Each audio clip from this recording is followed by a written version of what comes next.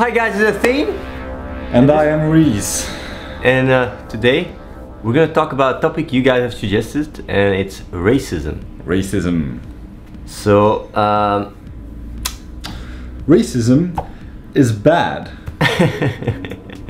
Thanks guys, was we just wanted to address that. I'm half Moroccan and half Belgium. I've experienced a lot of racism when I grew up. It's a team that has been, has been pretty, I can relate to it. Basically, you get labeled when you go through life. You're being categorized as scumbags or stealers or criminals, whatever. And the thing is, it really stigmatizes you as being a victim. The thing is though, whenever I think about racism, like Reese said, racism is bad. Although there is two sides on the story, because it's very easy to just have the higher moral ground and look at racism and say yeah, it's bad, it's not good. It's very easy to do that, but in a lot of situations when people have a certain prejudice towards a race, a lot of the times they have their reasons. Just to give you an example, when I was young, you really had a lot of gangs that beat up Belgian kids, Moroccans. Those kids grew up getting beaten up, getting stolen or getting robbed or whatever, and because it's always the same guys, they start creating an ID that Moroccans, I'm using now Moroccans as an example, but you can talk also about African Americans and all that stuff. It's very similar everywhere, but you just grow a certain feeling of those people are all like that. Same with, for example, getting a job. When you want to get a job and you're Moroccan, or when you want to hire a house or you want to rent a house and you're Moroccan, the chances of being accepted are very low. Although on the other hand, when you are the one that is renting or employing people, a lot of those people have very bad experiences with Moroccans. So basically you have a two-sided, how do you say it, a two-cutting sword. It's very easy to be on one end and just say yeah, racism is bad. But on the other hand, it's very important to realize that when people come and give arguments, when they are talking, they're talking about a personal experience. And the reason why I'm saying this is not to justify racism in any shape or form, but it's because you need to understand both sides in order for you to be able to tackle the issue. Because if you just take one side and just go yeah, racism is bad, you're basically categorizing and stigmatizing the people that are having racist feelings without actually looking at the situation, the reality, how it is. The reason why I'm saying this is because people really tend to very easily look at issues, whether it's war, racism, anything, and just label it as evil, and that's the end of the debate, And the problem with that is you literally do not solve anything by doing that. You basically keep the two groups and you don't have some kind of dialogue or anything. If you're a businessman, and this is very controversial what I'm gonna say, but it's important to be aware of that, just very outside about, if you're a businessman and you know that if you, for example, hire a Moroccan and the odds are that he's going to slack or whatever are based on your experience 80%, their work ethic is worse. And if you hire a Belgian, you know that the chances of that happening is 20%. Then as a businessman, when someone comes, you're going to use the statistics you have, and you're going to use race as a variable, because based on your statistics, you have a better chance of getting better employees and more dedicated employees when you don't hire Moroccan. The problem with that is on the other hand, you have those people that do not comply to your labels or whatever, that are being discriminated. Those people like me, for example. Whenever you go to a club, it's a very good example as well. Most of the times the Moroccans are the ones that are getting into fights.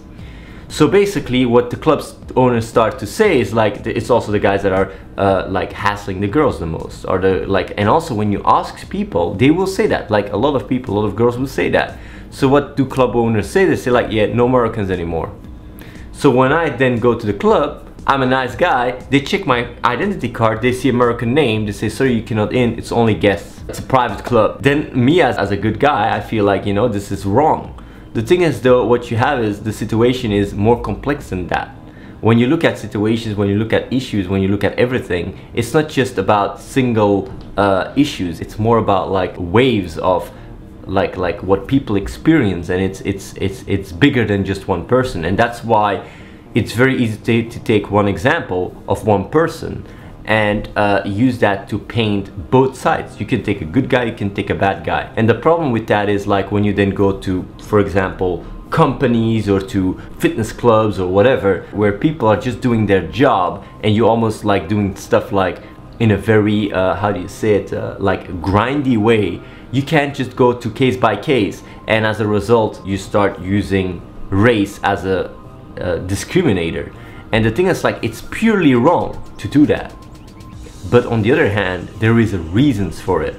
And I think it's very important for people to be aware of that, because it allows you to get into a dialogue with people that are racist. Most of the time, like, I'm talking here in Belgium, in Antwerp. I know that racism is also something that you can be how do you say it, educated with racism when your parents are racist. Right. And even though you've never seen them, you never really confront them, like it's almost like a sense of fear you grow up with, and just bullshit. The racism I'm talking about is based on my own experiences, is like racism that people get based on their own experiences. So I think it's very important, because I know that like when you think about racism, you always have a very one-sided way of looking at things, and people will just say like, yeah, this is wrong, and go further. But that's not how simple it is. When you look at the reality of things, you can't just go like, oh yeah, you're wrong, and move on, and then just like lock that person down. Like, you don't create compromises, you don't create collaboration by doing that. You basically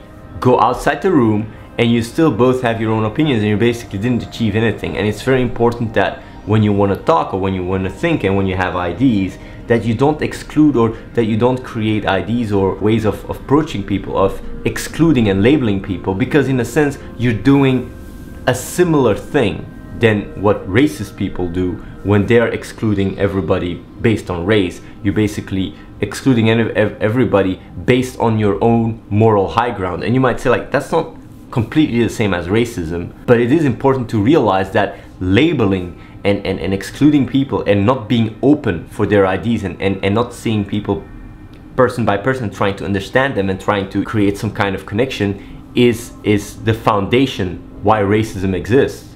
And it's also the foundation why people, you know, like tend to very easily label and categorize people. I think like the stigmatizing and labeling and categorizing people, or just generalizing, it gives you a sense of being able to know where you're at. It gives you a feeling of security, in a sense. If you can just label people and say like, this is that and this is that, make it very simplified so you can understand it, you can go through life. But the problem is that the world is not like that. The world is not simple. You can't just categorize people like this or that. Give you a very simple example, like vegetarianism.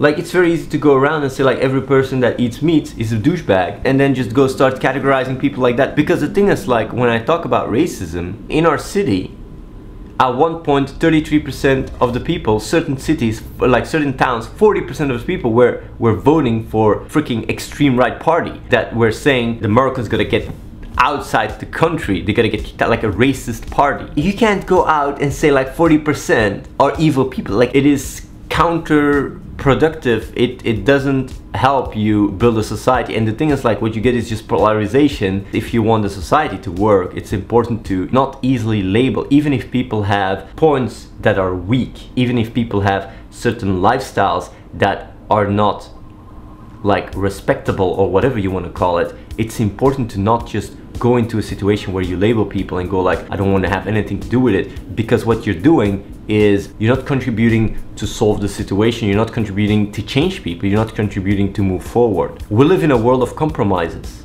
and we live in a world where we always have to, you know, like balance things out and, yeah, make hard choices. And sometimes it's easier to just, you know, it's easier for us to just say like, racism is bad. Yeah. If you're racist, you should be bad. You should feel bad. Fuck you. I mean, like, like as if you're a racist person, the video ends. You didn't show any understanding, so you feel like, yeah, fuck you. You didn't feel you didn't get robbed. You didn't get punched in your face. Like, it's like you basically, like, a lot of people will be like, even if they're racist watching this video, they will say like, okay, this guy, even though he knows that racism is not really something good, he actually understands why people become racist. Contrary to me, who just said racism is bad. If you want to move forward and you want to, you want to change things, you gotta be able to find a common ground, and you can't just throw stuff and say like, yeah, moral ground, higher ground. You gotta look at the reality of things. And sometimes business owners or people that rent houses or whatever, their experience, their own experience, like, justifies for them why they act the way they act. There is a lot of people that are, like, nice and cool Moroccans. I mean, like, it's not an entire, yeah, like, they just are the victim of the rotten apples. And the problem is that, who are you gonna blame the situation? The thing is, the best way to do is not boil it down to those are the bad guys and those are the good guys, because the world is not that simple. When you then think about like, yeah, but why are Moroccans then like this? Or why are Afro-Americans like that? Why, like, then you can look at education, you can look at social, like, things become so much more complex. Like, when you start looking at the social status, the issue is much more complex than what you make it of.